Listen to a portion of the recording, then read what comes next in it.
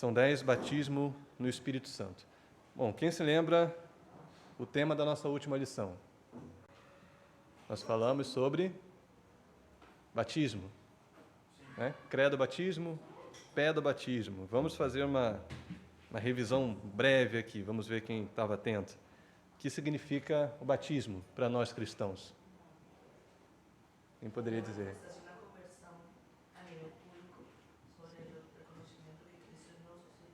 Sim. Então, a manifestação pública, né, um sinal público da conversão e da fé em Cristo. Né? Então, nessa definição, nós já entendemos por que nós somos credobatistas, né? Ou seja, nós batizamos a partir de crer, da fé, aquele que crê é batizado. Né? Então, é necessário uma manifestação, né, uma confissão de fé, para que essa pessoa, então, vá ao batismo nas águas e seja inserida na família da fé. A partir do batismo, aquela pessoa inicia a sua vida como discípulo de Cristo, inicia o discipulado cristão.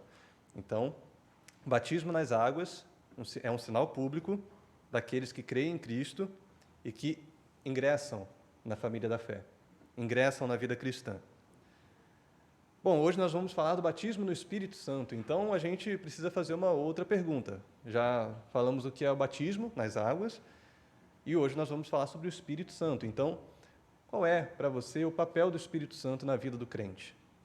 Nós falamos muito, né, sobre Deus Pai, Deus Filho, e talvez a pessoa do Espírito Santo é a que nós menos falamos na igreja. Nós precisamos entender qual é o papel do Espírito Santo na nossa vida. Para você, qual é? Quais são as funções, os papéis do Espírito Santo na vida do crente?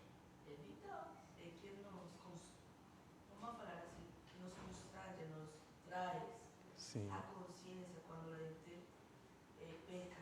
Sim. Nos leva ao arrependimento. A pessoa que está em nós, que é recebida quando a gente recebe a Cristo como nosso Senhor. Então, Ele é quem nos guia, Ele é quem nos leva a ler a palavra, a ter discernimento da palavra, e é quem nos guia todos os dias para poder chegar a ter aquela intimidade e conhecimento da palavra com o Senhor. Sim. Então, a gente percebe...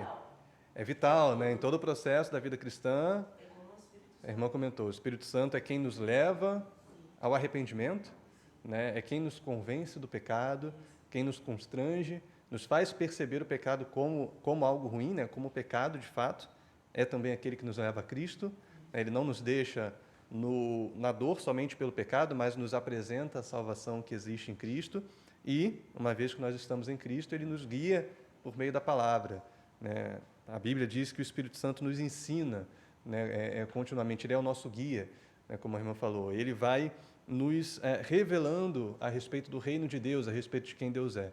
Então, em toda a vida cristã, o Espírito Santo está presente, né, do início ao fim, desde o arrependimento, a confissão de pecados, a ida a Cristo, a fé em Cristo e a condução, o caminhar na vida cristã, tudo isso é direcionado e guiado pelo Espírito Santo. Né? Alguém tem alguma outra coisa a acrescentar a respeito do papel do Espírito Santo na vida do crente? Não? Então, aqui já deu para percebermos, né? O Espírito Santo está em todo o tempo, em cada momento, em cada fase da vida cristã. Bom, irmãos, antes da gente entrar na nossa lição, vamos ler um texto da palavra. Quero pedir aos irmãos que abram suas Bíblias em Marcos, capítulo 1.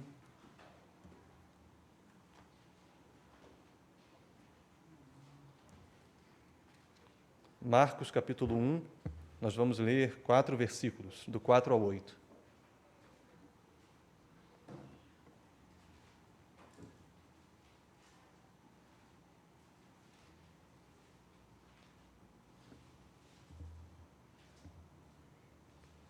Evangelho de Marcos 1, do 4 ao 8. E vai dizer assim, vai falar sobre João Batista.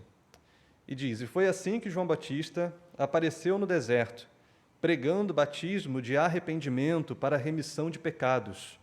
E toda a região da Judéia e todos os moradores de Jerusalém iam até ele.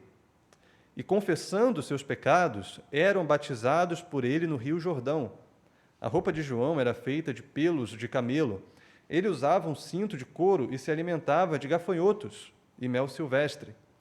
E João pregava dizendo: depois de mim vem aquele que é mais poderoso do que eu, do qual não sou digno de, curvando-me, desamarrar as correias das suas sandálias. Eu batizei vocês com água, ele, porém, os batizará com o Espírito Santo. Vou ler novamente o versículo 8, palavras de João Batista. Eu batizei vocês com água, ele, porém, os batizará com ou no Espírito Santo. Então, essa é a promessa acerca do Messias, acerca da vinda de Cristo. Ele virá e os batizará com o Espírito Santo. Então, irmãos, vou pedir que você curva a sua cabeça e vamos orar pedindo que Deus nos conduza nessa manhã. Ó Pai, obrigado, Deus, porque podemos estar mais uma vez na Tua presença. Prontos, ó Pai, dispostos a aprender de Ti, a conhecer, Senhor, as verdades do Teu reino, as verdades da Tua palavra, e hoje, especialmente, ó Deus, para falar acerca do Espírito Santo e da importância, Pai, do papel do Espírito Santo em nossos corações, em nossas vidas. Ó Deus, como precisamos compreender a nossa necessidade de sermos conduzidos e guiados pelo Teu Santo Espírito. Então pedimos, Pai, que o Senhor fale conosco nessa manhã, que o Senhor se mova, ó Pai, em nosso meio, trazendo até nós, ó Pai, a compreensão necessária, trazendo até nós o entendimento das Tuas verdades, abrindo, ó Pai, o nosso entendimento, abrindo os nossos ouvidos para receber de Ti a Tua palavra e também, Senhor, gerando transformação, mudando, ó Pai, o nosso coração, mudando a nossa disposição interior para que possamos Te desejar ainda mais, para que possamos desejar mais a Tua presença e estar diante de Ti. Ó Pai, conduza-nos, Senhor, em todo o tempo, em todo o nosso estudo, esteja conosco, em nome de Jesus. Amém. Amém. Amém. Então, aí na introdução, na nossa revista, você pode acompanhar, vai dizer: falar do batismo no Espírito Santo talvez seja uma das tarefas mais difíceis nos nossos dias, porque tal doutrina tem dividido a igreja, especialmente após o advento do movimento pentecostal, no início do século XX. E para entender como o pentecostal reformado, somos nós, né, aborda essa questão, nós precisamos falar, primeiro, do testemunho histórico dessa doutrina, ou seja, como que os grupos cristãos, vários grupos cristãos têm entendido o batismo no Espírito Santo ao longo do tempo. Segundo, passando pelas evidências bíblicas, então o que a Bíblia diz para nós acerca do batismo no Espírito Santo, e por fim, analisando as implicações dessa doutrina na vida da igreja. Ou seja, entendendo o que é o batismo no Espírito Santo, que a Bíblia fala para nós, qual a diferença essa doutrina vai ter na nossa vida, quais são as implicações dela na nossa vida cristã. Bom, então, aí na revista ele traz uma primeira pergunta, primeira para a gente refletir. Você é batizado no Espírito Santo? Sim? Então, quem esteve na última aula, né, essa aula sobre batismo no Espírito Santo é uma aula que recentemente nós tivemos, né, ali em junho, no nosso seminário do Espírito Santo, né, nós falamos sobre esse tema, seguimos por um caminho diferente do que vamos seguir hoje, mas quem estava presente já sabe a resposta. Então, você é batizado no Espírito Santo? A maioria dos irmãos aqui diz que sim, que sim. Amém. Bom, segunda pergunta, e aí já para a gente comentar, não só refletir. Na sua visão, o que significa ser batizado no Espírito Santo? A gente falou aqui no começo de uma definição do batismo nas águas. Vamos pensar agora numa definição do batismo no Espírito Santo. Se você é batizado no Espírito Santo, como que você chega a essa conclusão? O que é o batismo no Espírito Santo? Alguém daria uma definição do batismo no Espírito Santo para nós? É o início da conversão, né? Quando o Espírito gera em nós o constrangimento do pecado, Sim. nos leva ao arrependimento, e isso nos leva até a pessoa de Cristo, e a partir disso a gente ensina essa caminhada cristã. Isso. Então, a gente comentou aqui antes do papel do Espírito Santo, né? Ele nos convence do pecado, nos gera arrependimento, nos leva a Cristo. Danilo está comentando ali para a gente que esse processo inicial da vida cristã é o batismo no Espírito. Então, quando o cristão recebe o Espírito Santo e inicia a sua vida cristã, ali ele é batizado no Espírito Santo.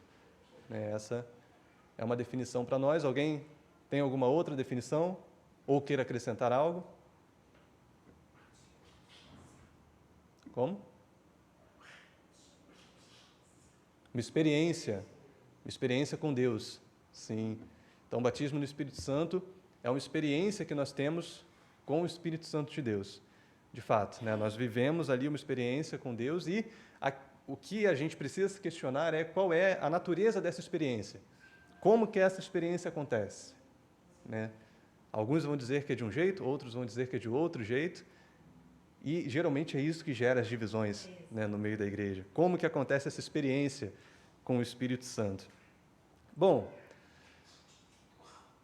uma experiência individual, né, de cada um. Cada pessoa precisa ser batizada no Espírito. Isso é fato, né? Então, esse ponto geralmente é um ponto de concordância, né? Cada crente precisa ser batizado no Espírito Santo. Mas como que se dá esse batismo? Geralmente essa é a discordância. Vamos pensar aqui no testemunho histórico, então, como que vários grupos cristãos entendem o batismo no Espírito Santo.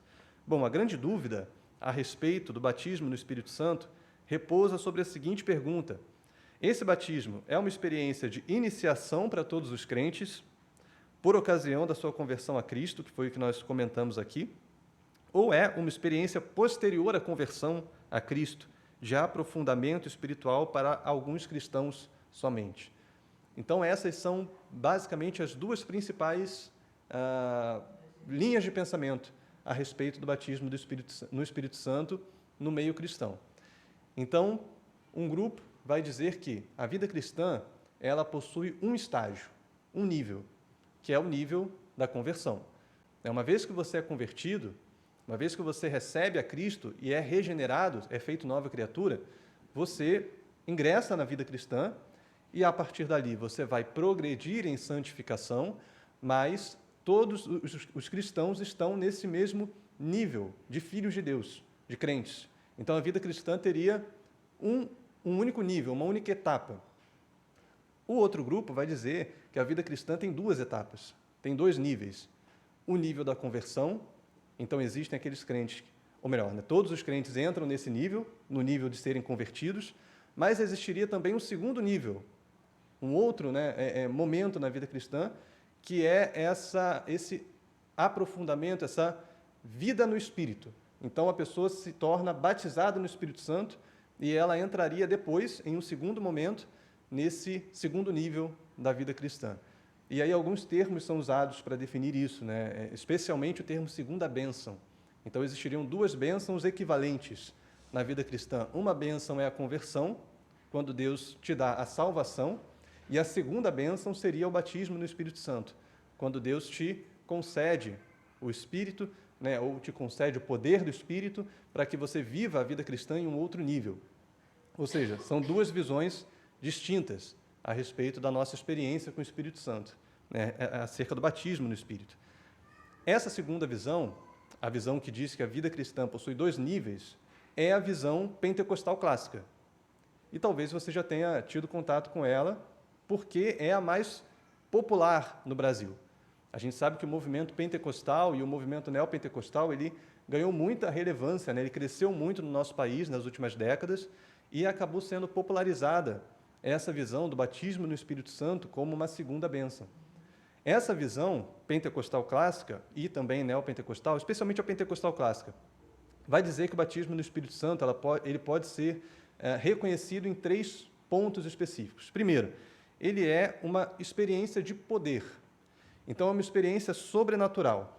A pessoa que recebe o Espírito Santo, ela já é convertida e dentro desse processo de conversão tem ali uma experiência sublime, né, específica e visível, notória, com o Espírito Santo de Deus. A pessoa tem essa experiência de poder, ele é cheio de poder para viver a vida cristã. Essa seria o primeiro ponto da visão pentecostal clássica. O segundo ponto é que esse batismo no Espírito Santo, ele não é certo que você vai recebê-lo. Você pode ou não ser batizado com o Espírito Santo. Nem todo crente seria batizado com o Espírito Santo. Então, o que é necessário para que você seja batizado com o Espírito Santo? Você tem que buscar isso.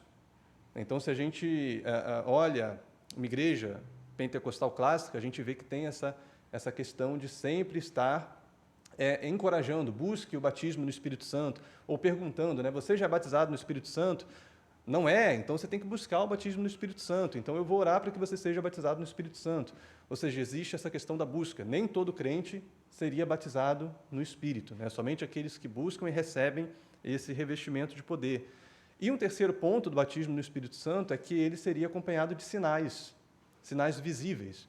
Então, quando a pessoa recebe ali o batismo, passa por essa experiência, depois da conversão, essa experiência é acompanhada de vários sinais. Geralmente a pessoa tem aquilo que é chamado de mover, né? A pessoa entra no mover espiritual, ela tem ali todo aquele movimento, e especialmente a questão do falar em línguas.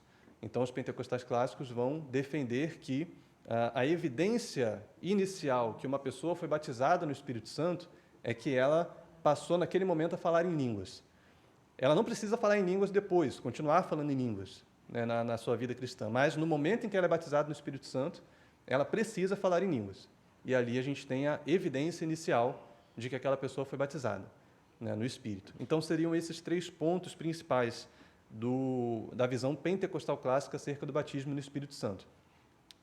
A visão pentecostal clássica não é a única que nós temos, além da visão que a gente poderia chamar de histórica ou reformada, que diz que o batismo no Espírito Santo é unido à conversão, acontece no momento da conversão. Existem também outras. A gente tem uma linha do puritanismo de algumas pessoas que defendiam, especialmente um homem chamado Martin Lloyd-Jones, que diz que o batismo no Espírito Santo é uma experiência posterior à conversão, ou melhor, ele pode acontecer várias vezes posteriormente à conversão, e a marca desse batismo no Espírito Santo seria um selo do Espírito. Então, essa pessoa que recebe o batismo no Espírito Santo, ela agora teria convicção da salvação e passaria a amar mais a Deus. Então, seria também um segundo momento na vida cristã que teria essa característica. Você agora é convicto da fé, da sua salvação, e você tem um amor por Deus e pelo próximo muito maior, né, do que se você não fosse batizado no Espírito Santo. Existe uma outra linha, que é a linha de John Wesley, um pouco mais antiga, ali do século XVIII. John Wesley fazia parte de um movimento chamado Movimento da Santidade. E ele dizia que era possível o crente ser batizado no Espírito Santo depois de convertido, e a marca desse batismo, para John Wesley, seria a inteira santificação. Então, a pessoa teria o coração completamente santificado. Não ia mais ter desejos pelo pecado no coração daquela pessoa. Ela poderia até, em algum momento, tropeçar, pecar, mas o coração dela seria inteiramente santificado. Então, John Wesley defendia também um segundo momento na vida cristã. O movimento carismático mais recente, e talvez o que está mais próximo de nós, os neopentecostais, se aproximam da visão pentecostal clássica, mas não sustentam os 2 pontos finais. Eles vão dizer que o batismo no Espírito Santo é essa experiência de poder posterior à salvação, que acontece depois de você ser convertido, mas não necessariamente é acompanhado do dom de línguas. Né? Não necessariamente é acompanhado do dom de línguas. Eles sustentariam também o segundo ponto, na verdade, né? Que diz que você pode ou não ser batizado com o Espírito Santo. Eles não vão defender a questão da evidência inicial. Então, a gente vê, ao longo da história, né, existiram várias visões acerca do batismo no Espírito Santo, e a questão é, qual é a nossa? Né? Qual é a que nós defendemos? Que deve ser a mesma pergunta, qual é a que a Bíblia defende? Né? Qual é o testemunho das Escrituras? E nós vamos chegar lá. Bom, a segunda hipótese, que é a hipótese do pentecostalismo clássico, ela é amplamente difundida pelos pentecostais clássicos, né, e acrescentam-se a esse fato a ideia de que o batismo no Espírito Santo é necessariamente acompanhado pela evidência física do dom de línguas. Então, dessa forma, criou-se uma cultura de busca especial, pós-conversão, por esse tipo de batismo, como um requisito essencial da espiritualidade e intimidade com Deus. Então, aqueles que buscam o batismo no Espírito Santo e são batizados no Espírito Santo se tornam mais espirituais do que os outros. Os outros são cristãos menos espirituais, cristãos de primeiro nível. E os batizados no Espírito Santo seriam cristãos de segundo nível, cristãos mais espirituais, que foram batizados no Espírito e agora falam em línguas também. E aí a revista põe uma pergunta para a gente refletir.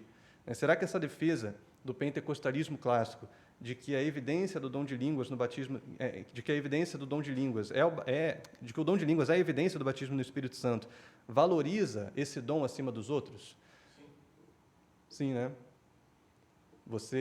A gente pensar, por que o dom de línguas? Se existem tantos dons sobrenaturais, né? Você enfatizar, você puxar, isolar esse dom, precisa ser o dom de línguas. Não é uma forma de você colocar esse dom como superior aos outros. Esse é o dom mais importante. Quando a gente olha numa visão, na perspectiva do pentecostalismo clássico, a gente percebe isso acontecendo. As pessoas que buscam os dons, elas vão buscar principalmente o dom de línguas. Elas vão ter aquele desejo de falar em línguas. Um desejo muito maior do que elas têm o desejo do dom de servir, por exemplo, ou do dom de ensino, né? Ou do dom de atos de misericórdia, de cuidados com os necessitados. Então, a gente percebe que o dom de línguas acaba sendo supervalorizado, né, por conta dessa visão da evidência inicial. Eu nunca vi ninguém pedir para o dom de interpretação de língua. Sim. Né, orar. Paulo fala, olha, se é para falar em língua, tem que ter quem interprete. Eu nunca vi na igreja, vamos fazer uma campanha agora para que a gente interprete a língua. Vamos orar para que irmãos aqui recebam o dom de interpretação de línguas, né? Uma coisa que a gente não escuta, não ouve por aí. Mas a gente ouve oração para que os irmãos recebam o dom de línguas, né? Então, existe uma hipervalorização desse dom. Quando, na verdade, o que Paulo diz lá em 1 Coríntios 14, a respeito da busca dos dons espirituais, especialmente em relação ao dom de línguas? Quem lembra o que Paulo diz lá? Que o dom de línguas é o que nós devemos buscar mais? É o menor dos dons, né? Paulo diz, busquem com zelo os melhores dons, e ele especifica, especialmente o dom de profecia. E por que ele fala isso? Antes.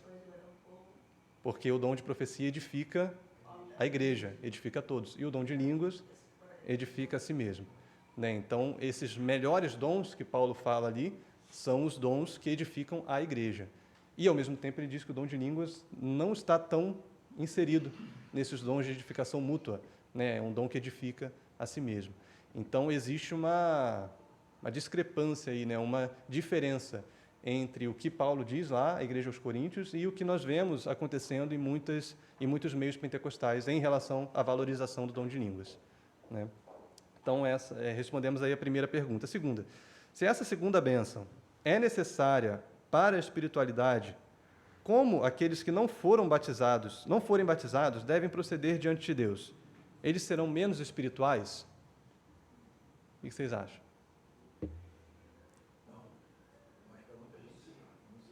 Sim, então, na nossa visão, não, né? Não existe essa diferença de cristãos mais espirituais e menos espirituais de acordo com o batismo no Espírito Santo, né? Mas para muitas igrejas, sim, né? Existe ali aquele marco do batismo no Espírito, você recebeu o Espírito, teve um mover, você falou em línguas, a partir de agora você é mais espiritual. E antes você era menos espiritual. Isso acaba gerando uma divisão dentro da própria igreja, né, de dois grupos. O grupo dos batizados no Espírito, o grupo dos espirituais, e o grupo dos que não são batizados no Espírito, dos menos espirituais, né? E quando a gente olha isso em termos da história da Reforma Protestante, a gente vai perceber que uma das coisas que a Reforma buscou fazer foi quebrar essa divisão dentro da igreja. Na época da Igreja Católica, o que nós tínhamos ali? Nós tínhamos o clero, a liderança, né, aqueles que estavam à frente da igreja, e nós tínhamos o laicato, que era o povão, por assim dizer, né? Aquele pessoal que não se envolvia muito com as coisas da igreja, só frequentava ali a missa. Esses seriam menos espirituais, né? E o clero eram aquelas pessoas mais espirituais que estavam mais próximas de Deus. Ou seja, na Igreja Católica tinha essa divisão, como tem até hoje. A Reforma Protestante, os reformadores vieram trazendo a concepção, a ideia do sacerdócio universal de todos os crentes, o sacerdócio real de todos os crentes, que dizia o quê? Olha, não existe essa questão de terem crentes que são de um grupo mais espiritual e crentes que são de um grupo menos espiritual, de acordo com clero ou laicato, né? Todos os crentes podem se aproximar de Deus. todos os crentes podem servir a Deus da mesma maneira, né? Todos os crentes receberam o Espírito Santo e agora têm livre acesso a Deus, livre acesso ao Pai. Ou seja, a reforma protestante busca reduzir, diminuir essa diferença de dois grupos dentro da igreja. Em muitos movimentos pentecostais, o que nós vemos é isso acontecer de novo. Dois grupos dentro da igreja, um dos mais espirituais, batizados no Espírito, e um dos menos espirituais, que são os não batizados no Espírito. Então, isso acaba gerando muito desconforto, especialmente para quem não é. Eu já conversei com muitas pessoas que dizem isso. Poxa, eu queria muito ser batizado no Espírito Santo, eu queria muito falar em línguas, eu orava muito para falar em línguas, e eu nunca falei em línguas. E essa pessoa se frustrava, ela achava que era menos querida por Deus. Por que Deus não me batiza? Por que eu não falo em línguas? Por que Deus não me dá o dom de línguas? Quando, na verdade, se a gente volta lá em 1 Coríntios, o que Paulo fala? Ele pergunta, todos falarão em línguas? Não. E é uma pergunta retórica, né? Não. Nem todos falarão em línguas. Todos. Isso, ele vai dando uma lista de dons ali, né? Será que todos vão profetizar? Não. Todos vão ter o dom de ensino? Não. Então, o dom, nenhum dos dons é para todo mundo. Deus distribui os dons, o Espírito Santo distribui os dons a cada um conforme Ele quer. Então, essa visão de todo mundo deve buscar ser batizado no Espírito Santo e falar em línguas, gerava frustração para muita gente, e gerava essa divisão na igreja. Ao mesmo tempo que aquele que não conseguia falar em línguas, por assim dizer, não era, entre aspas, batizado no Espírito Santo, ficava frustrado, muitos dos outros que eram e viam essa pessoa não ser batizada no Espírito Santo, não falar em línguas, pensavam, poxa, ele deve estar em pecado, deve estar acontecendo alguma coisa com essa pessoa não está buscando a Deus o suficiente. Ou seja, gera, melhor dizendo, essa divisão, esse conflito dentro da igreja. Então, acaba sendo uma separação entre cristãos mais espirituais e cristãos menos espirituais. Esse pensamento também, ele acaba causando muita manifestação carnal, né? Sim. Tem muita gente que não recebeu o dom, mas ouve alguém falando em línguas e replica aquilo só para não se sentir fora do contexto. Às vezes, na expectativa de falar em línguas, a pessoa está ali naquele mover, várias pessoas falando em línguas em torno dela, e ela acaba falando também, não pelo Espírito, não como dom realmente, mas para se inserir ali naquele meio.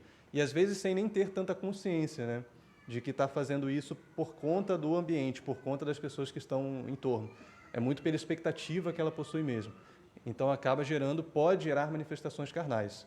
Gera mais confusão na mente da pessoa ainda, Sim. Futuramente, porque ela pode se questionar se de fato foi uma experiência legítima, legítima, Sim. ou se foi uma experiência da carne. Aí a pessoa mesmo fica em conflito, Sim.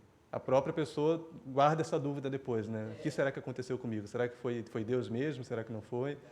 Então, acaba gerando mais confusão do que esclarecimento, do que unidade dentro da igreja. Sim. Então, é necessário sempre a gente agir com discernimento, pedir discernimento a Deus. E a própria palavra diz, fazer todas as coisas com ordem e decência, especialmente em relação aos dons. Não ser levado pelo movimento, pelo ambiente, pelo momento, mas estar aberto, sim, ao Espírito Santo com o discernimento, buscando esse discernimento da parte de Deus. Então, irmãos, quais... Sim.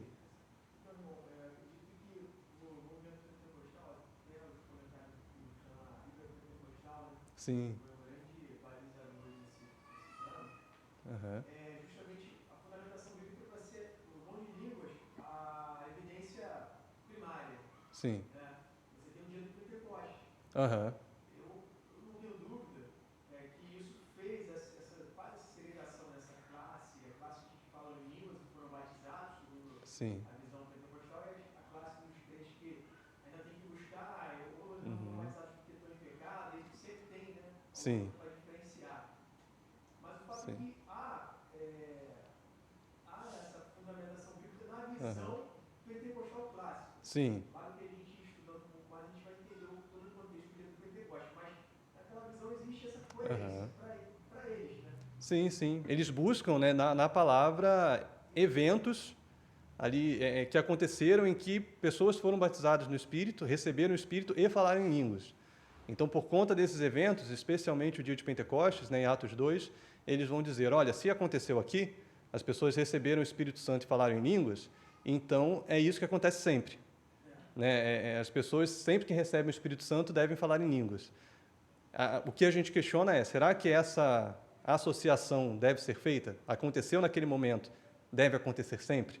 Ou será que foi um momento específico, por alguma situação específica ali que Deus estava movendo? Sim. Pegando o gancho do irmão, tem outros que não são tão claros, mas são usados como, por exemplo, quando Pedro vai na casa de Cornélio, e ora, as pessoas recebem o Espírito Santo. Sim. Ali não está claro o que aconteceu, mas né, o que aconteceu aqui que ficou evidente? Que ele soube, né, que as pessoas receberam. Né? Tanto que Pedro, quando volta, tem que se explicar em Jerusalém o que ele estava fazendo na casa daquele povo lá, impuro. Ele fala, olha, eles também receberam um dom que nós recebemos também. Sim. E dá a entender que foi semelhante, né? Porque Pedro fala isso, assim como nós recebemos no princípio, eles receberam. Parece que foi uma experiência semelhante ali. Aí tudo isso entra no bolo também. Exatamente. Aí a gente tem uma outra questão. Se Pedro faz esse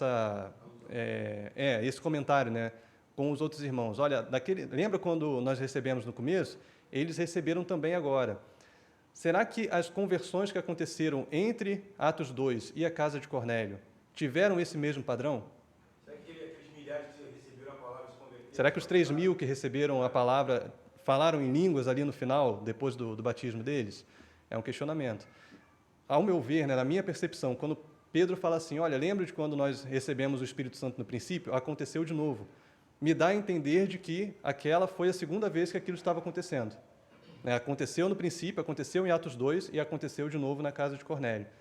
Nesse meio tempo, os 3.000, né, e todas as outras conversões que vieram depois, não necessariamente tiveram esse mesmo padrão, né, de receberem o Espírito Santo e falarem em línguas, né, e terem esse mover, como houve em Atos 2. Tanto assim que isso aportava em 1 Coríntios, por isso que Sim. Paulo especifica. Sim. Então, não é um padrão. Por isso que ele Sim. escolhe e quer fazer como ele quer fazer o Espírito. Isso. Né? Paulo fala, o Espírito faz da maneira como quer, né? A cada um da maneira como ele quer. Então, será que existe um padrão específico? Né? Esse é o questionamento. E ainda vai além, né? Se for assim, o que será das igrejas tradicionais então? Batistas, presbiterianos e outras mais? Se a gente diz que só recebe o Espírito Santo quem fala em línguas, então os presbiterianos, batistas, não são convertidos, não receberam o Espírito Santo. Né? Quem está fora do movimento pentecostal não é salvo, né? Você vê as implicações que isso vai gerando, né, através dessa doutrina, de que você precisa falar em línguas para receber o Espírito Santo, ou o batismo no Espírito Santo. A gente vai explorar um pouquinho mais agora os textos bíblicos, né? Vamos falar aí das evidências bíblicas. Existem, basicamente, só 7 passagens na Bíblia que falam do batismo no Espírito Santo, ou pelo menos que usam esse termo. Ou 6, né? A última é até questionada.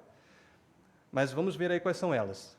A primeira referência ao batismo no Espírito Santo é relacionada ao ministério de João Batista.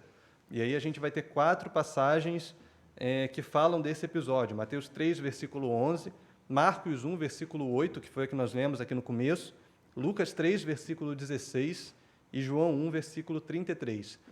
Essas passagens falam da promessa do batismo no Espírito Santo. Então, a promessa feita por João Batista aponta claramente para a vinda de Cristo e a sua obra na terra.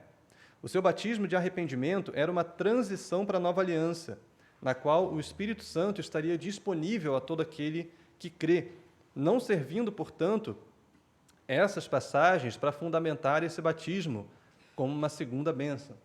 Então, João falava ali, né, olha, eu batizei vocês com água, mas virá aquele que vai batizar vocês com o Espírito Santo. Vamos entender um pouquinho esse batismo de João. Aqui no Seminário do Espírito Santo a gente falou um pouco sobre isso também. Não foi João que criou o batismo.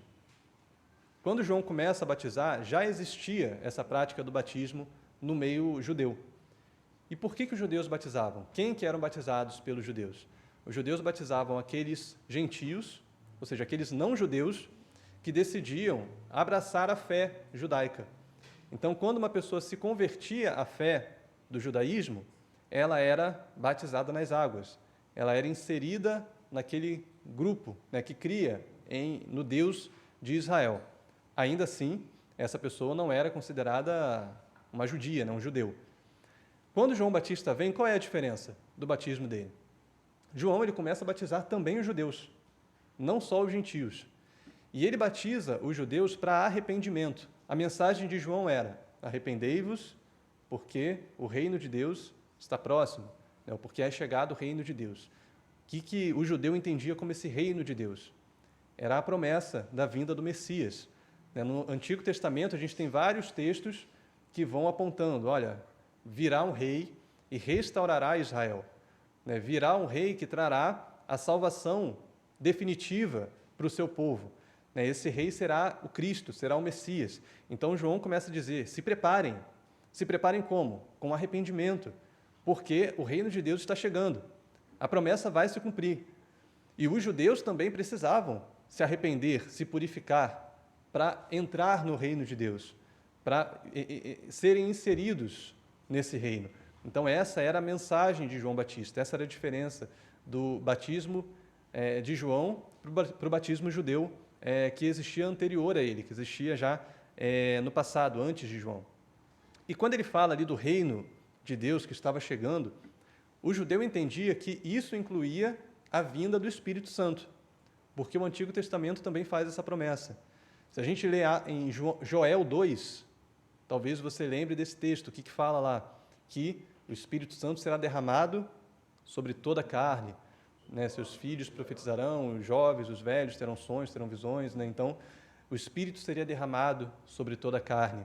Em Ezequiel 36, vai dizer também, vai ter essa promessa: olha, eu vou restaurar vocês quando vier o reino de Deus, eu vou tirar o coração de pedra de vocês e vou dar a vocês um coração de carne, e então o Espírito Santo habitará em vocês.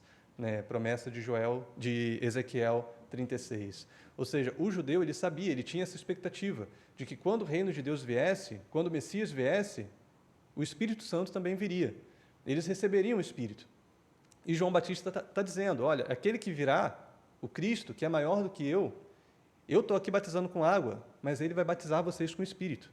Ele vai derramar o Espírito Santo sobre vocês vão receber o Espírito. E pensando nessas referências do Antigo Testamento e naquilo que João Batista está querendo dizer ali para o povo, será que essa fala de João fundamentaria a ideia de uma segunda bênção, de um segundo estágio na vida cristã?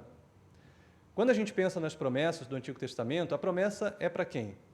É para todo aquele que faz parte do reino de Deus, do povo de Deus, todo aquele que está inserido nesse reino. O que João está dizendo é: olha, o reino de Deus está chegando, vocês precisam estar preparados pelo arrependimento, e quando vocês estiverem preparados para receber o reino e o reino vier, vocês serão inseridos nesse reino e receberão o Espírito. Então, todo aquele que estiver inserido no reino recebe o Espírito. Isso se assemelha mais à visão de que o Espírito é concedido na conversão, ou de que é necessário um segundo momento, uma segunda bênção, para que a gente receba o Espírito Santo. Se assemelha mais com a primeira visão. Quando a gente é inserido no reino, a gente recebe o Espírito. Bom, a segunda referência, essas primeiras falam da promessa. A segunda vai falar do cumprimento, que é a de Atos. Ela diz respeito diretamente ao dia de Pentecostes. Em Atos 1:5, Cristo prepara os discípulos, em Atos 2, o Espírito desce sobre o povo. E fala aí também de Atos 11:16, da experiência na casa de Cornélio. Tal acontecimento, especialmente de Atos 2, foi único e representou o nascimento da igreja. E no capítulo 11, acontece como que um espelhamento desse evento, né, em relação aos gentios, incluídos no povo da nova aliança. Então, dessa forma, nós não podemos fazer da experiência dos discípulos uma experiência normativa para nós, um padrão para nós. Então, a gente comentou aqui, né, o pentecostalismo clássico geralmente pega essa experiência de Atos 2 e diz: esse é o padrão, é assim que tem que ser sempre. Mas a gente pode pensar, existia algo ali específico para Atos 2 que diferenciava essa experiência das experiências futuras? O que estava acontecendo ali em Atos 2, de especial, de específico? Quem pode dizer? Era o início da igreja. E Jesus falou, vocês serão revestidos de poder. Sim. A ideia era revesti-los de poder para que eles anunciassem Jesus Sim. Então, eles receberiam o Espírito Santo e sairiam para testemunhar. Jesus fala lá aos seus discípulos, né, antes da sua morte, quando os discípulos estão ali entristecidos, porque Jesus estava dizendo que ele precisaria ir à cruz, se não me engano, João 14, ele vai dizer assim, olha, não fiquem tristes, porque eu digo para vocês que eu vou para o Pai, porque se eu não for para o Pai, o Espírito não virá para vocês. É necessário que eu vá para que o Espírito venha. Então, quando a gente lê Atos 1, Cristo ainda está com eles. Cristo ainda não foi para o Pai. Mas, no final de Atos 1, Cristo vai ao Pai, e o que acontece em Atos 2? O Espírito vem sobre a igreja. Então, aquele momento é o primeiro momento em que, depois que Cristo vai aos céus, o Espírito é derramado. Ou seja, é um momento específico, é um momento especial, é algo que aconteceu uma única vez. A partir daquele momento, o Espírito Santo está com a igreja. O Espírito Santo faz parte, né, do povo cristão, habita no meio do povo cristão. Ele está no meio de nós. E ele fala aqui de Atos 11, que é o espelhamento dessa experiência aos gentios. E isso vai fazer a gente entender também um outro texto que a gente vai falar mais aí na frente. Bom, então Atos 2 teve algo específico, o início da igreja. Ele pergunta, como que a gente deve interpretar, então, outros dois textos? Atos 19 e Atos 8.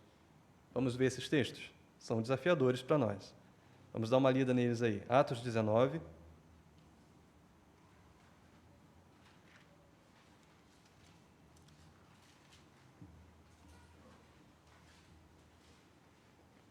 Depois Atos 8.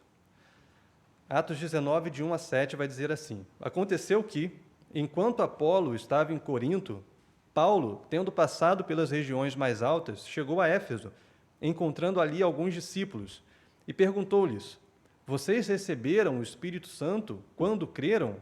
Ao que eles responderam: Pelo contrário, nem mesmo ouvimos que existe o Espírito Santo. Paulo perguntou: Então que batismo vocês receberam? E eles responderam: O batismo de João. Paulo explicou: João realizou o batismo de arrependimento, dizendo ao povo que cresce naquele que viria depois dele, a saber, em Jesus. Eles, tendo ouvido isto foram batizados no nome do Senhor Jesus, e quando Paulo lhes impôs as mãos, o Espírito Santo veio sobre eles, e tanto falavam em línguas como profetizavam. E eram ao todo uns 12 homens. Bom, então, o movimento pentecostal também vai usar esse texto para falar sobre defender o batismo no Espírito Santo como uma experiência posterior, né? Especialmente a pergunta de Paulo: vocês receberam o Espírito Santo quando creram? Então, os pentecostais vão dizer: olha, são coisas diferentes. Uma hora você crê e depois você recebe o Espírito Santo. E não foi o que aconteceu ali. Eles não tinham recebido o Espírito Santo. Como que a gente explicaria esse episódio? O que aconteceu aqui? Alguém daria uma explicação? O que aconteceu aqui? Quem poderia dizer? Eles eram gentios, em Éfeso. Primeira vez os gentios, mas teve o Cornélio. Teve a casa de Cornélio, Atos 10 e 11. Ali foi a primeira vez os gentios. Você guarda essa explicação aí que é importante. Oi? Ali foi com Pedro, agora com Paulo. A gente poderia dizer, né? Agora foi com Paulo. É uma possibilidade. Paulo precisava confirmar também o recebimento do Espírito Santo aos gentios. O que aconteceu aqui? A pergunta que a gente tem que fazer é... Exatamente. Eles haviam crido em Cristo? Não. Eles haviam recebido a Cristo antes da chegada de Paulo? Receberam o batismo de João. Batismo de João. Do arrependimento, mas não a conversão. Não a conversão em Cristo. Aparentemente, eles não tinham nem ouvido falar de Cristo. Porque eles receberam o batismo de João e aí Paulo evangeliza a eles. Paulo explica no versículo 4, olha, esse batismo que vocês receberam de João realizou o batismo de arrependimento, dizendo ao povo que cresce naquele que viria depois deles, a saber, Jesus. Então, olha, eu vou contar para vocês quem é esse que João dizia, que vocês foram batizados de arrependimento, mas, na verdade, era para Cristo. O batismo de João apontava para Cristo. Não era um fim em si mesmo. O batismo de João não é suficiente. Ele mostrava uma outra pessoa, o Salvador, de fato, que é Cristo Jesus. Então, Paulo aqui evangeliza, de fato, aquele povo. Eles ouvem falar de Cristo e aí, então, são Batizados, novamente. A gente volta na aula passada, né? A gente pode batizar 2 vezes? Né? Volta para a pergunta. Nesse caso aqui, o batismo deles não foi em nome de Cristo Jesus, em nome do Pai, do Filho e do Espírito Santo, porque eles não tinham entendido o Evangelho. Eles ouviram a mensagem de João Batista. E a partir do momento em que eles ouvem o Evangelho, eles são batizados e recebem o Espírito Santo, recebem o enchimento do Espírito Santo. Então, eles não creram de fato em Cristo, por isso eles não haviam recebido o Espírito. E aí a gente tem um outro texto, Atos 8. Ó, esse foi difícil, talvez o de Atos 8 é até mais.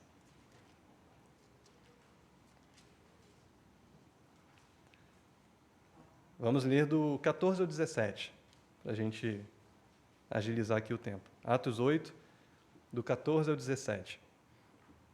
Vai dizer assim: quando os apóstolos que estavam em Jerusalém ouviram que o povo de Samaria tinha recebido a palavra de Deus, enviaram-lhes Pedro e João. Chegando ali, oraram por eles, para que recebessem o Espírito Santo, pois o Espírito ainda não havia descido sobre nenhum deles. Tinham apenas sido batizados em nome do Senhor Jesus. Então lhes impuseram as mãos e eles receberam o Espírito Santo. Esse é mais difícil, né? Qual a explicação que a gente poderia dar a esse texto?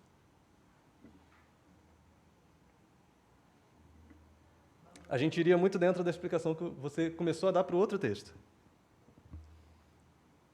E era uma evidência porque o próprio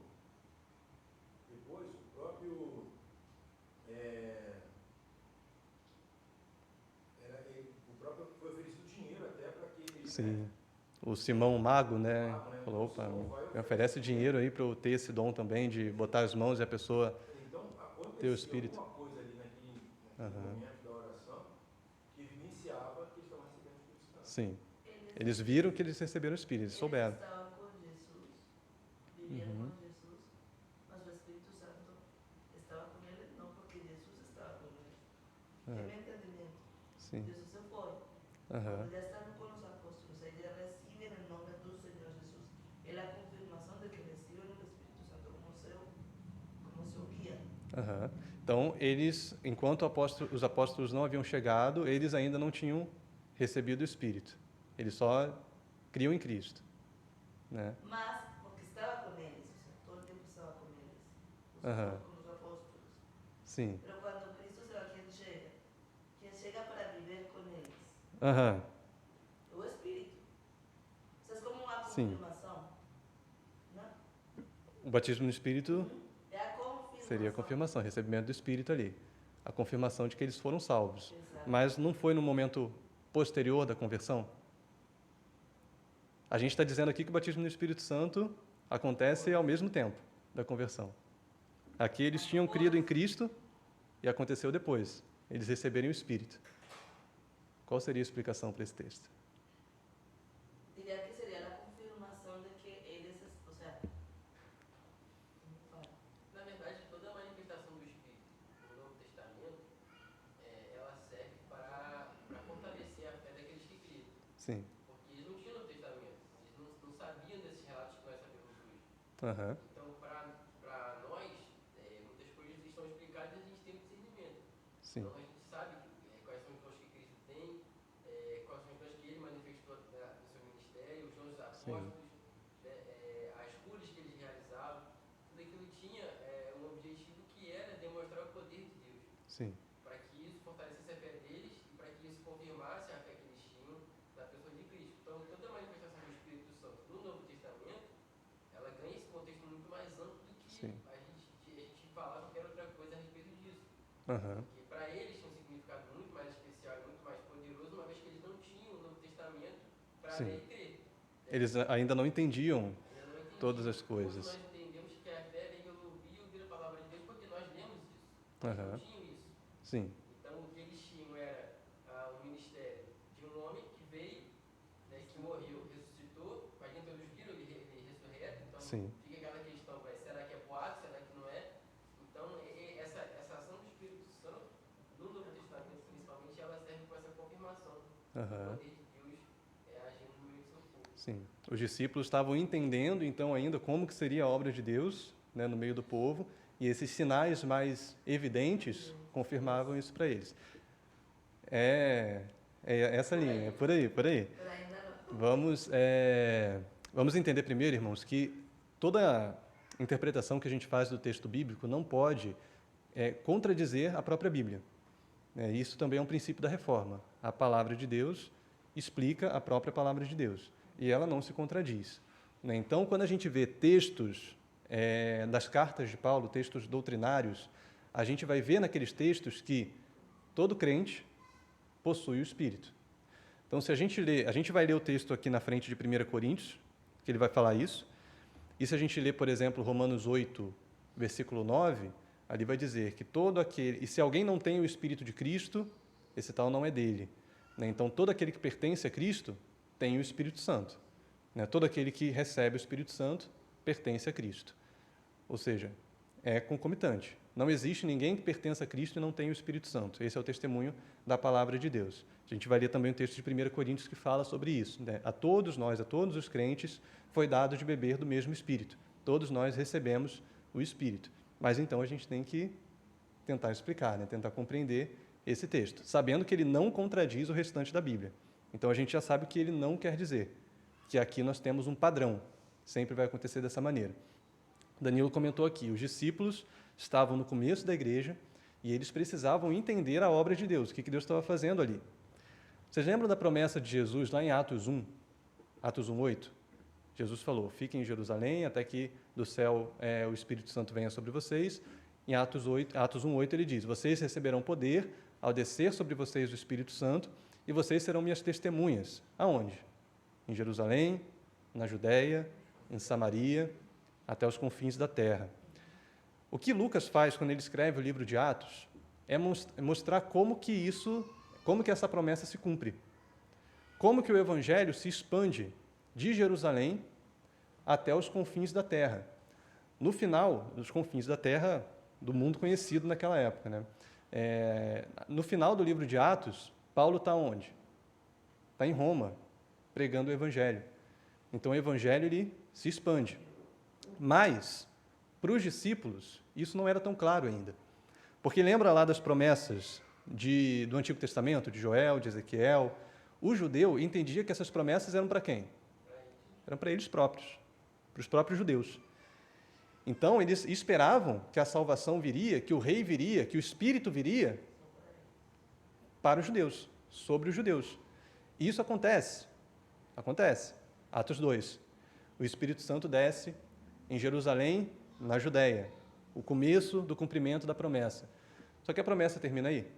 Vocês serão testemunhas em Jerusalém, na Judéia, mas se expande em Samaria e até os confins da terra. Ou seja, aqueles que não são judeus, os gentios, quem não tem nenhuma relação com a linhagem de Abraão, sanguínea, vai também receber a promessa, vai também receber o Evangelho. Lucas mostra como que Deus separa alguns momentos para marcar isso para os apóstolos. Os apóstolos veem o Espírito Santo descendo sobre os judeus, em Atos 2. Os apóstolos veem, especialmente Pedro, o Espírito Santo descendo sobre os gentios. Atos 10 e 11, na casa de Cornélio. Atos 19, lá em Éfeso. E os apóstolos veem também o Espírito Santo descendo sobre os samaritanos. Quando Deus separa esses momentos como marcas para os apóstolos, como evidências para os apóstolos, aquela dificuldade que eles tinham de a vida inteira esperarem que a promessa seria só para os judeus, começa a ser quebrada. Com os samaritanos, parece que é um pouco mais fácil para eles entenderem isso do que foi para os gentios. Em relação aos gentios, eles tiveram que fazer um concílio. Pedro teve que se explicar o que aconteceu ali, porque era inconcebível que a promessa chegasse aos gentios. Mas também era difícil entender que a promessa chegasse aos samaritanos, porque os samaritanos eram judeus miscigenados, meio judeus. No tempo do exílio, eles se misturaram com outros povos. Então, os judeus acreditavam que os samaritanos eram um povo de segunda classe. Ou eles tinham até dúvida, será que eles ainda fazem parte da promessa de Deus? Porque eles se misturaram tanto. Então, eles tinham essa dúvida. Os gentios, para eles, era certo que não faziam parte da promessa de Deus. Ou seja, Deus está dando aqui evidências, sinais específicos de que a promessa é também para os samaritanos. Os samaritanos podem se tornar povo de Deus. E a promessa é também para os gentios.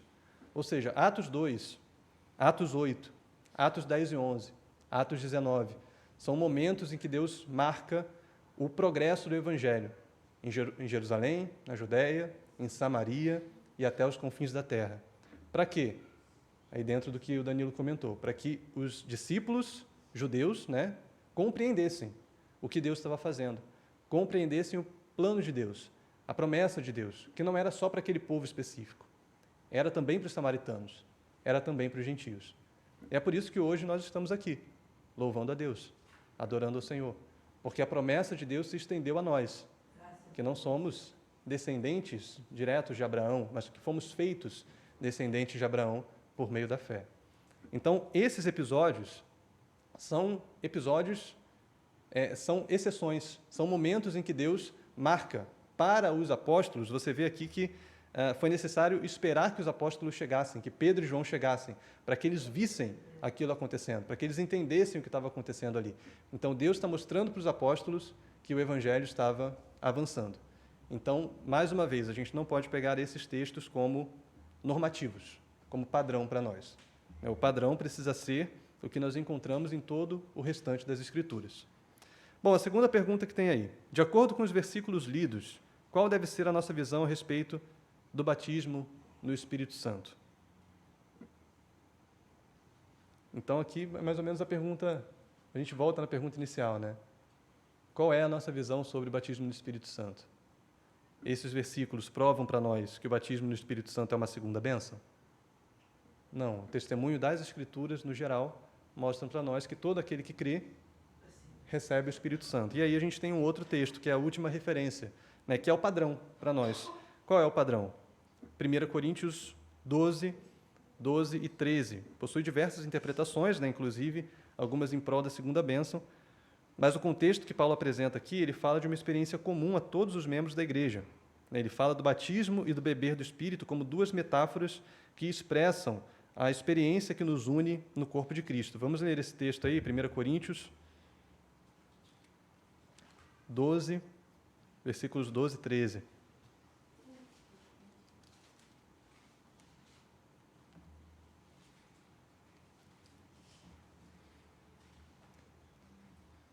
Coríntios 12, 12 e 13, vai dizer assim: porque assim como o corpo é um e tem muitos membros, e todos os membros, mesmo sendo muitos, constituem um só corpo, assim também é com respeito a Cristo. Pois em um só Espírito, todos nós quem? Todos os crentes, todos nós fomos batizados em um só corpo, quer judeus, quer gregos, quer escravos, quer livres. Ou seja, agora os apóstolos já tinham essa compreensão, né? Não são só os judeus, todos nós. E ele termina dizendo: e a todos nós foi dado de beber de um só Espírito. Todos nós quem? Todos os crentes, todo o corpo de Cristo.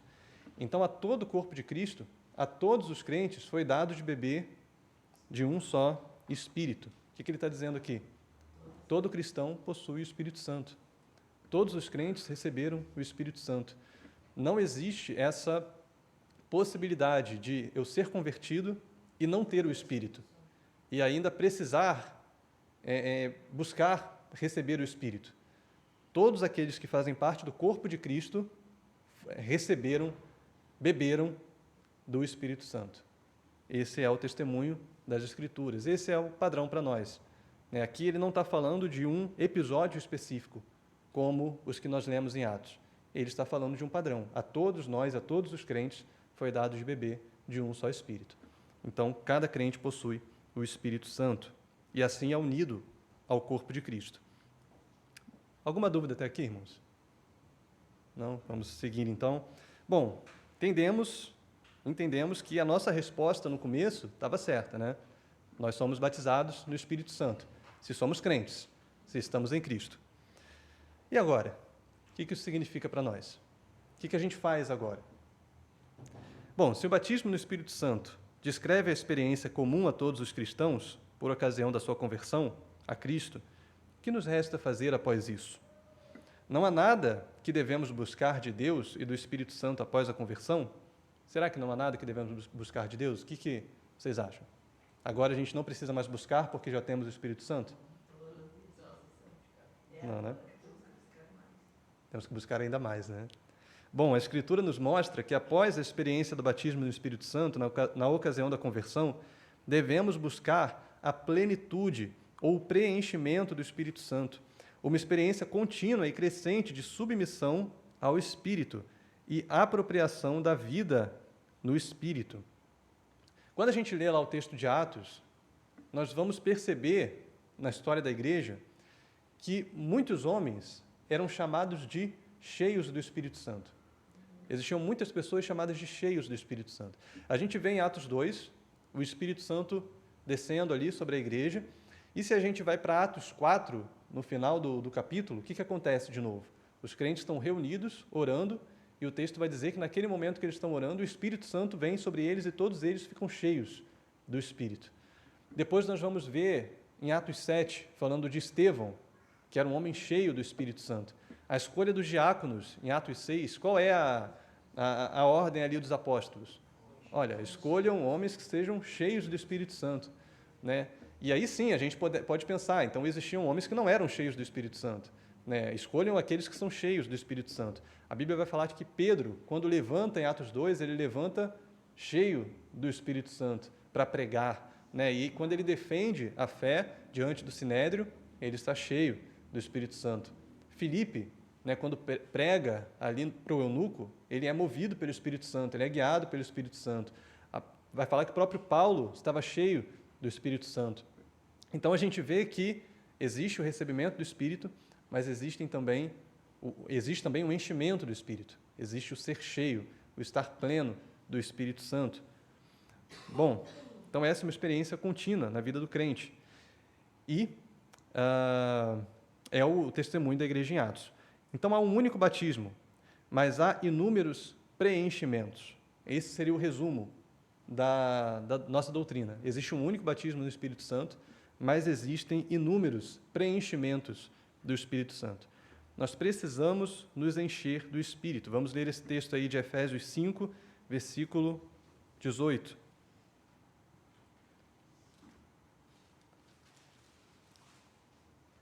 Então, nós já vimos que em Atos a igreja ora e Deus enche os crentes novamente do Espírito. O que vai dizer Efésios 5, versículo 18?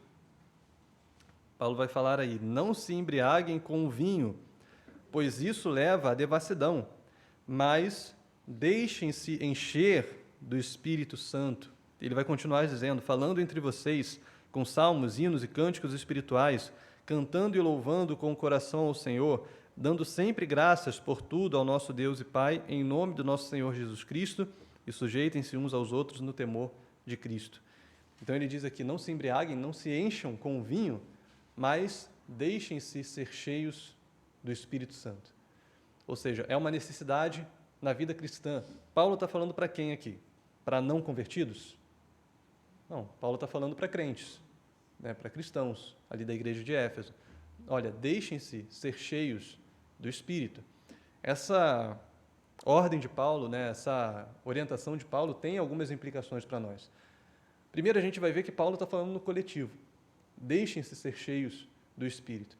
Então, ainda que o enchimento do Espírito seja uma experiência individual, ela acontece no meio do corpo, né? A gente vê isso na continuidade.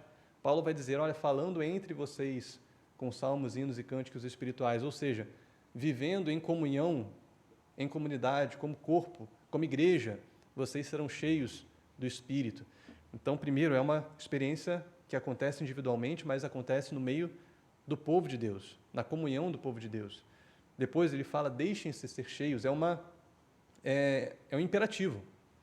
Olha, é uma responsabilidade sua. Deixem-se ser cheios do Espírito Santo. Você pode se deixar ser cheio ou não. Você tem essa responsabilidade de buscar o enchimento do Espírito. Você precisa desejar isso, buscar isso, pedir isso a Deus. Deixem-se ser cheios. E a terceira particularidade aqui dessa ordem de Paulo é o deixem-se. Né? Não existe nada que nós façamos, não existe uma fórmula. É Deus quem nos enche. A gente deseja a gente busca, a gente pede, mas é Deus quem nos enche. Essa é uma obra de Deus, do Espírito Santo no nosso coração.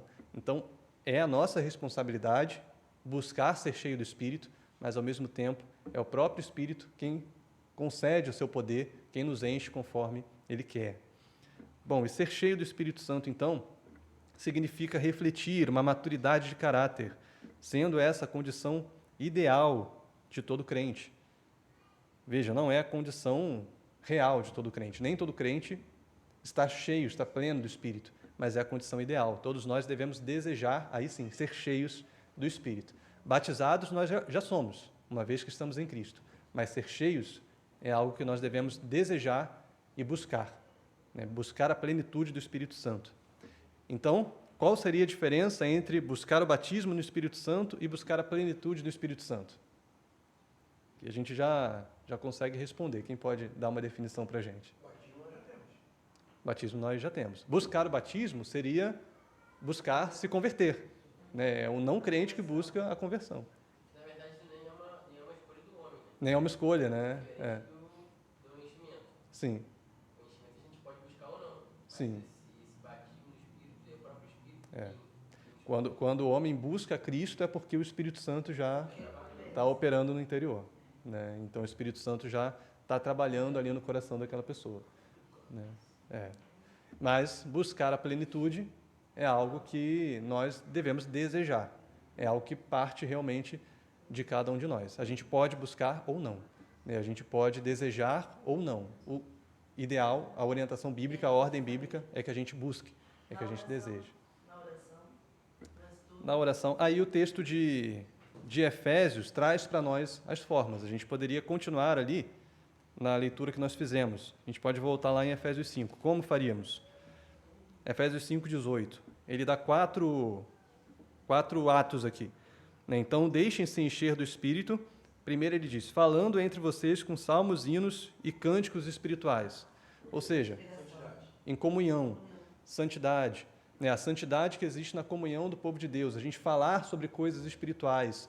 Quando a gente se junta, a gente desejar falar sobre Deus, a gente desejar falar sobre a palavra de Deus, não só sobre assuntos aleatórios do dia a dia, mas falar sobre o Senhor, né? Salmos, hinos e cânticos espirituais. Segundo o que ele diz aí, cantando e louvando com o coração ao Senhor. Então, momento de adoração.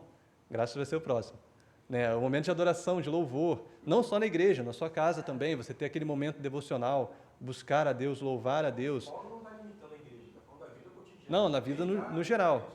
Ele inclui a comunhão, né, como um dos pontos aqui, falando entre vocês, mas está falando da vida no todo, né, para que cada um seja cheio do Espírito. Então, cantando e louvando ao Senhor, né?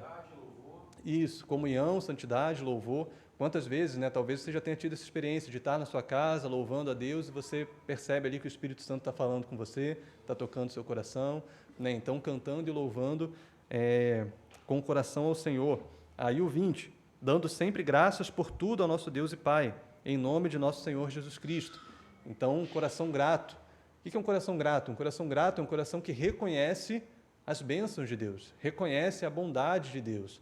A gente não vive murmurando, a gente não vive reclamando.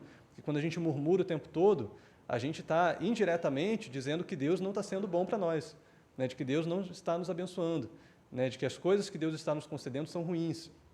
Então, em vez disso, em vez de murmurar, de reclamar, a gente agradece, agradecendo em tudo, né? O que ele diz aí, dando graças por tudo ao nosso Deus e Pai.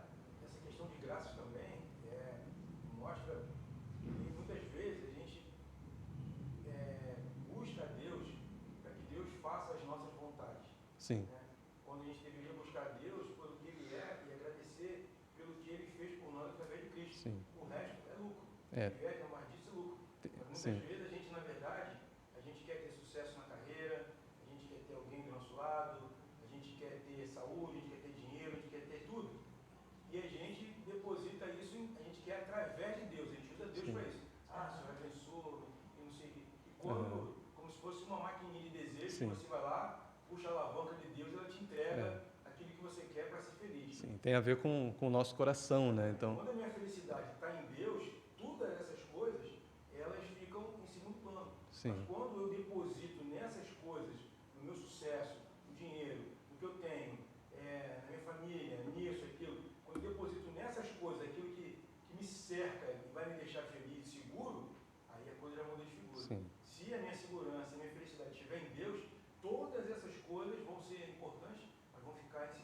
Sim. Aí eu vou ter um coração grato.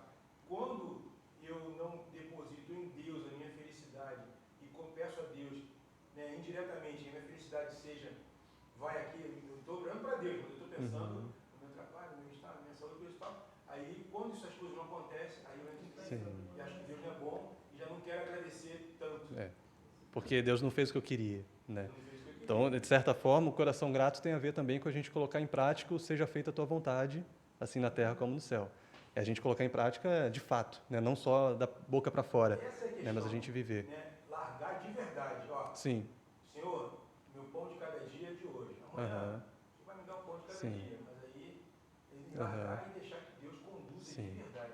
Exatamente. Então, a nossa relação com Deus não é essa relação de consumo, né? Eu quero que Deus faça aquilo que eu desejo, que Deus atenda o meu desejo, né? E se Ele não atender, então eu estou insatisfeito.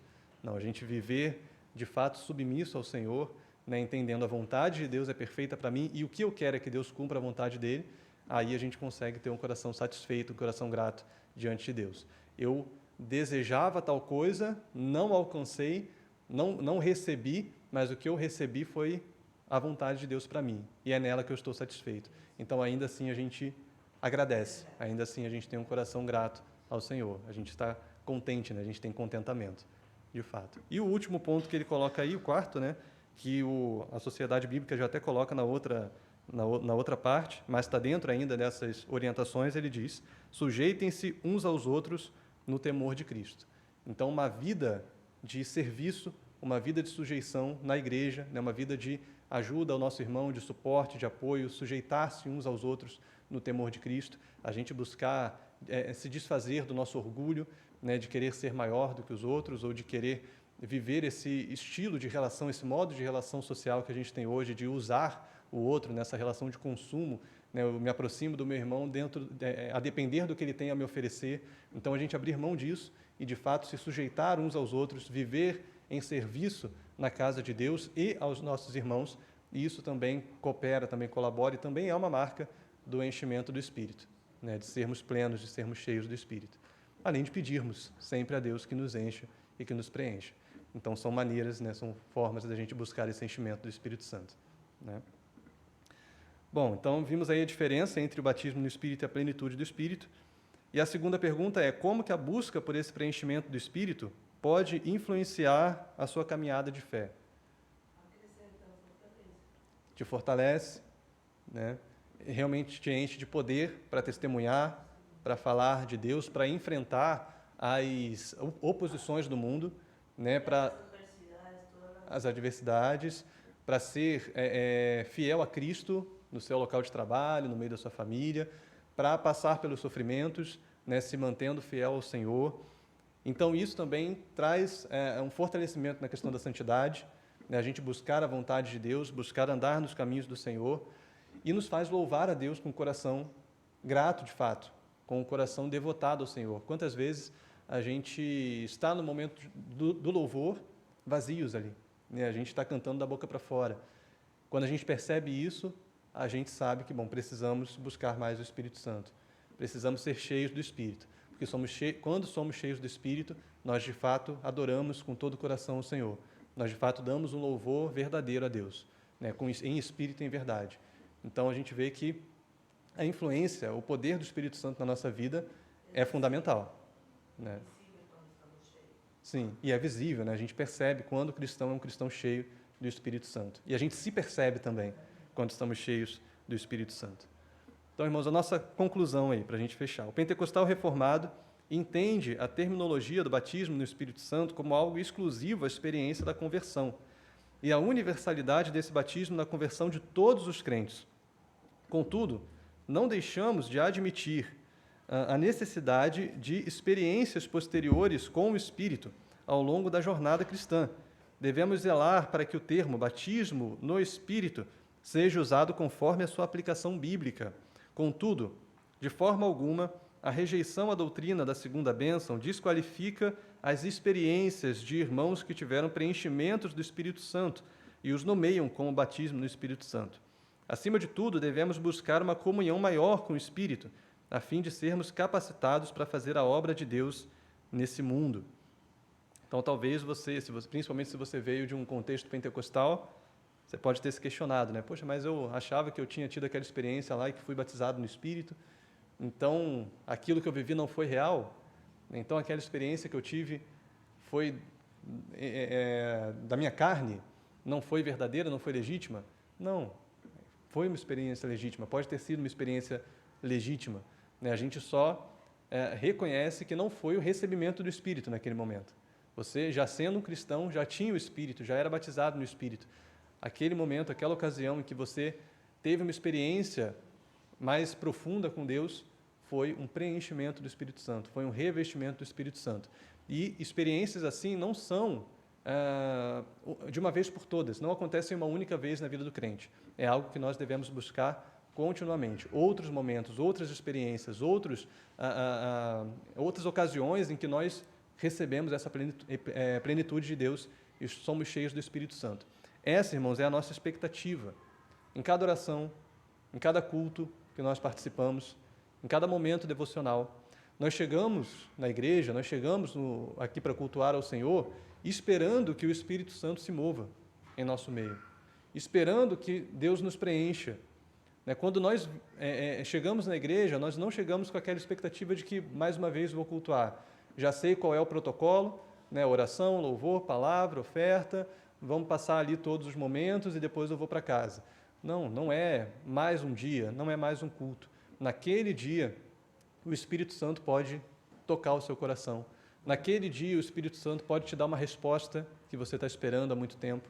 Naquele dia, o Espírito Santo pode transformar algo no seu interior que você precisa que seja transformado, gerar gratidão por algo que você precisa ser grato, gerar satisfação por algo que está te incomodando, te dar uma resposta acerca de algo que você está buscando de Deus. Então, em cada culto, em cada momento de oração, em cada momento devocional, nós temos essa expectativa. O Espírito Santo pode se mover, o Espírito Santo pode tocar em nosso interior. Foi o que nós cantamos aqui no começo, nós dissemos para o Espírito Santo: és bem-vindo aqui, o que nós estávamos dizendo ali. Nós temos essa expectativa que o Espírito Santo venha, que encha esse lugar. Nós ansiamos, nós desejamos a presença de Deus, e isso é o que deve estar no nosso coração, irmãos, em cada culto, em cada vez que nós chegarmos aqui na casa do Senhor, na igreja de Deus. Amém? E aí a gente fez a primeira pergunta lá da lição, Você é batizado no Espírito Santo? E agora a gente pode fazer essa outra pergunta para reflexão. Você é cheio do Espírito Santo? Você tem andado em plenitude na presença de Deus? Você tem sido cheio do Espírito? Você tem tido essas experiências com Deus de ser cheio do Espírito Santo? Bom, essa deve ser uma reflexão de cada um de nós. E se a gente percebe que, estamos frios na presença de Deus, estamos vazios na presença de Deus, e isso deve nos encorajar a buscar mais do Senhor, a buscar mais a plenitude de Deus. Existe uma plenitude, existe essa experiência, nós podemos ser cheios, esse é o ideal da vida cristã. Então é isso que nós devemos buscar, irmãos. E quando todos nós, como igreja, buscamos esse enchimento, e Deus vem, e o Espírito Santo é derramado sobre todos nós, sobre toda a igreja do Senhor, aí então nós vemos o que nós chamamos de avivamento, que nós tanto desejamos. Nós tantas vezes oramos: Senhor, aviva a tua igreja, aviva o teu povo, aviva a tua obra. Esse avivamento vem quando nós buscamos ser cheios do Espírito e, como corpo e como igreja, recebemos esse enchimento. Então, cada um de nós e todos nós juntos devemos buscar mais da presença do Espírito Santo. Amém? Ficou alguma dúvida? Não? Então, vamos orar a respeito dessa questão, irmãos. Isso é uma das maiores necessidades da igreja hoje em dia. A gente vê a igreja fria em relação à presença de Deus. Algumas igrejas que nós vemos um movimento maior, nós percebemos que é um movimento carnal. Só aquela questão de estética, de luzes e de programações. Não existe tanto do Espírito movendo de fato. E outras igrejas que não se entregam tanto a isso, a estética, a eventos, a congressos, nós percebemos que andam em frieza diante do Senhor. Ou seja, de fato, a igreja de Deus, a igreja de Cristo, especialmente no nosso país, mas também em todo o mundo, precisa ser cheia do Espírito Santo. Precisa de um avivamento. cada um de nós precisamos andar em plenitude na presença de Deus. Então, vamos orar por isso nessa manhã, com a expectativa de que Deus pode, irmãos, fazer, Deus pode derramar o seu Espírito sobre o seu povo. Ó Pai, nós te louvamos, porque hoje, como teu povo, nós recebemos essa graça, essa dádiva do Espírito Santo. Te louvamos, ó Deus, porque um dia o Senhor nos alcançou e o Senhor derramou o seu Espírito sobre nós. O seu Espírito que nos faz estar hoje na tua casa, na tua presença, que um dia nos convenceu do nosso pecado, nos fez perceber o quão mal nós somos e o quão distantes de ti nós estamos. Mas, ao mesmo tempo, nos mostrou, nos revelou a Cristo, o nosso Senhor, o nosso Salvador, o nosso Rei, e nos levou até Ele. Louvado seja o teu nome, ó Deus, porque o Senhor tem cumprido uma obra gloriosa em nós e em nosso coração por intermédio do teu Espírito. O Senhor nos tem preservado na tua presença, tem feito com que nós estejamos firmes na tua casa, por meio do teu Espírito. Mas nós sabemos, Pai, que existe mais de ti. Existem águas a fluir até que nós venhamos a transbordar da tua presença, do teu poder. E como precisamos, ó Deus, ser cheios, como precisamos transbordar de ti. Ó Deus, quantas vezes nós nos enchemos de tantas coisas nesse mundo, nos enchemos de conversas vis, de conversas que não edificam, assistimos nas nossas redes sociais, nos nossos celulares e televisões, coisas que não agradam ao Senhor. Quantas vezes nós ouvimos coisas que não agradam ao Senhor, participamos de momentos, de práticas no nosso meio, no nosso trabalho, no meio das pessoas com quem nós convivemos, que não te louvam. E, Pai, a força para vencer tudo isso, a força para se aproximar de Ti, para se afastar do mundo, vem de Ti, por meio do Teu Espírito. Por isso nós reconhecemos, Deus, precisamos ser cheios, precisamos de Ti, precisamos de mais do Teu fluir e de mais da Tua presença. E assim nós clamamos, ó Pai, nós pedimos que o Senhor nos encha, que o Senhor nos faça, ó Pai, andar nos Teus caminhos, sendo movidos pelo poder do Teu Espírito Santo, sendo guiados pela glória da Tua presença, que nós venhamos a transbordar, ó Deus, transbordar de Ti, falar entre nós coisas que louvam ao Senhor, cantar, louvar com o coração a Ti, com o coração devotado, com o coração apaixonado, desejoso de estar diante de Ti. Que nós possamos ter uma gratidão genuína e verdadeira, que se sujeita, que se submete à Tua vontade e que ama, ó Deus, viver na Tua vontade. Ainda que essa não seja aquilo que nós esperávamos, o que nós desejávamos, mas ainda assim nós nos submetemos e desejamos viver aquilo que o Senhor tem para nós e somos gratos por isso. Que nós possamos, ó Deus, viver em sujeição uns aos outros, servir aos nossos irmãos com alegria, não buscar os nossos próprios interesses, não buscar somente aquilo que nos agrada na comunhão com os nossos irmãos, mas buscar também o interesse do próximo, o interesse de quem está ao meu lado. Ajuda-nos, Senhor, ajuda-nos, molda o nosso coração, conduza, ó Pai, a nossa vida, conduza o nosso espírito, para que nós possamos andar em comunhão com o Teu Espírito, e assim possamos estar firmes e vencer as obras da carne, frutificar na Tua presença, testemunhar de Cristo, do Teu Evangelho. Ó Pai, como discípulos Teus, o Senhor nos chamou para ser testemunhas do Senhor, para proclamar a Tua palavra. Mas quantas vezes, Pai, nós temos dificuldade, quantas vezes nós tememos Nós pensamos 2 vezes antes de falar de Ti, quando na verdade deveríamos ter coragem, intrepidez, ânimo para proclamar a Tua palavra. Ajuda-nos, Senhor. Fortaleça-nos, Pai. Encha-nos de Ti. Encha-nos de Ti. E aviva a Tua igreja nesse país. Ó Pai, quantos escândalos nós temos visto por aí. Quantos desvios nós temos visto nas Tuas igrejas. Purifica, ó Deus, o Teu povo. Santifica, ó Pai, a Tua igreja. Santifica-nos, Senhor.